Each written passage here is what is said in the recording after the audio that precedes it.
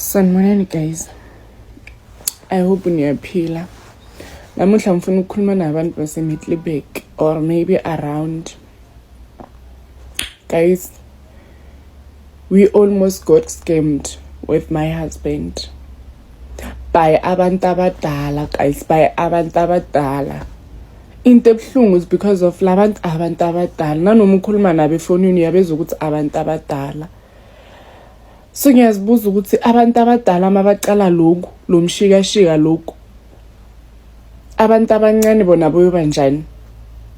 I now understand ukuthi abanye abantu beyigebengu or baphila lempilo bayiphila yebugebengu because of ama parents wabo. So guys, this is what happened. There was a Kali by advertiser a Facebook a Ford. I think it's Ford Fiesta, yeah. Leya moto leya bebathi it's 45,000. Firstly, leya picture leya moto leya, it was too good to be true. Beyi sharp, beyi clean, but 45,000.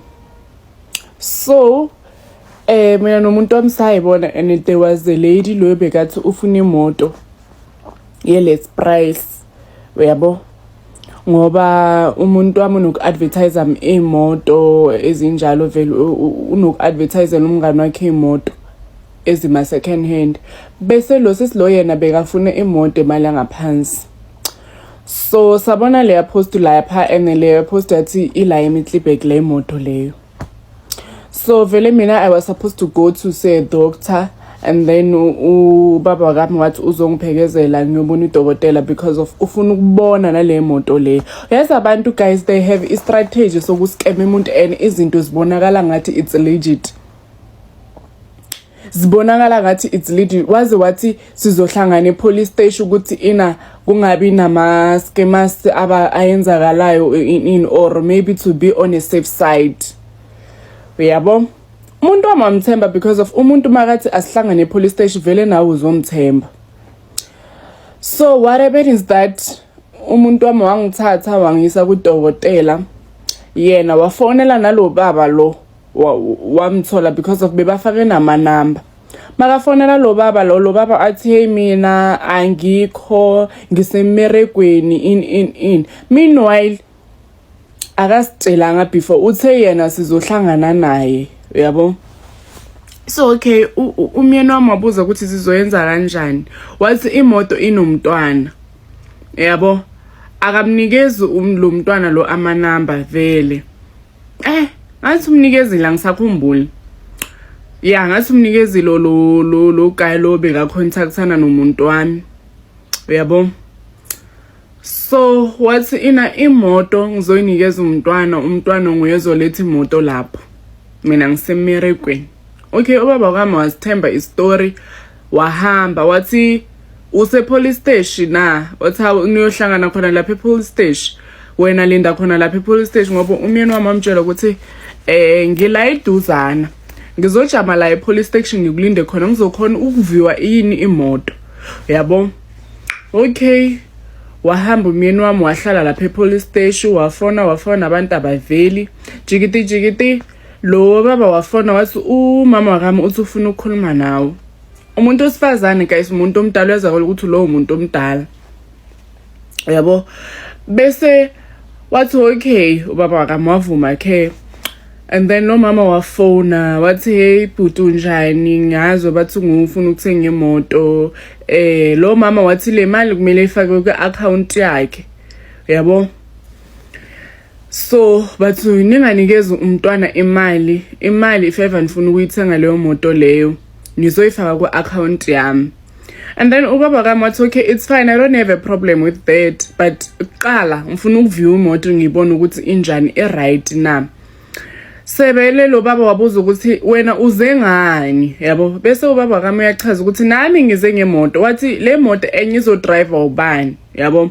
Bese ubaba wakami wathi hawa sizoshiya le yakami la epolice station masiyenza i-driving, senze i-test drive, yabo?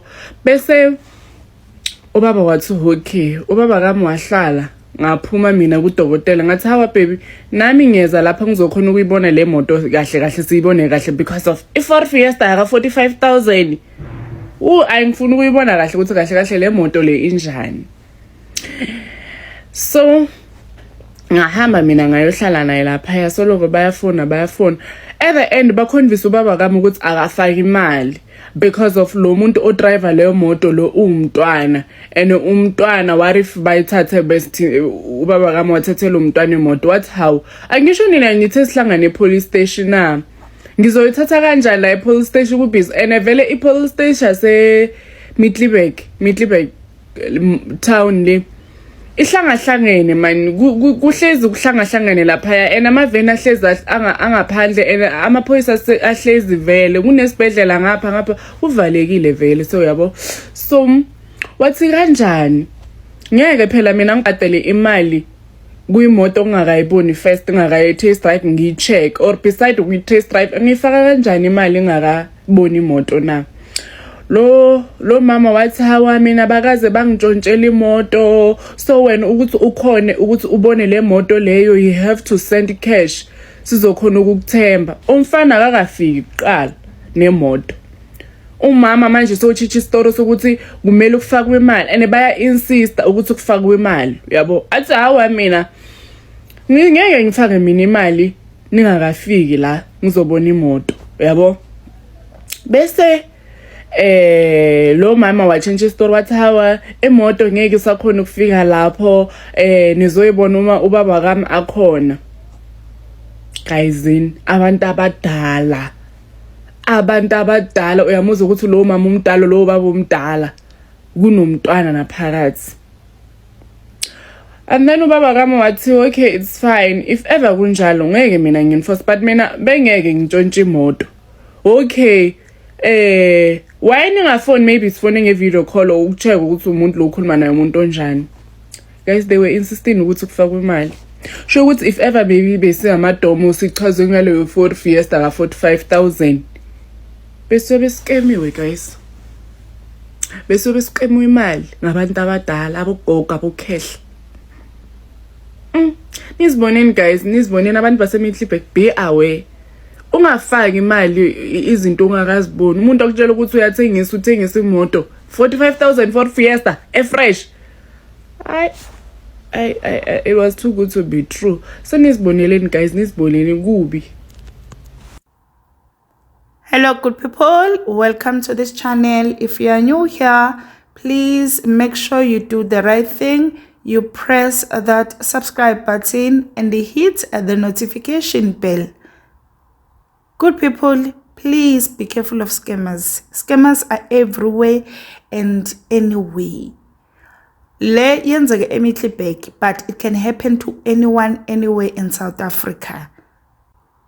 Bawesi ke shem laba nje bawesi bathi nje asihlangane police station because of bafuna ukuthi vele bagene that trust ukuthi nawe ubathembe ukuthi no maba include police station which means this thing it's legit kanti no mawufika lapha police station bazokushaya ngestory sokuthi hayi ngoba umntwana ozoletha lento ngcono usenda imali kucala nathi sizokuthemba ngoba phela asazani lana so asithembi ukuthi nawe ungambamba inkunzi umntwana kanti no yiba bazobamba wena inkunzi yiba bazokuskema bafuna nje ukuthi immediately realize ukuthi lesi is scam uthi first police station bakuthumela nje ukuthi beseduzane ne police station because bayazi ukuthi basafe kaba kekho umuntu ozobabamba inamba bayisebenzisayo amasim card wasemakuleni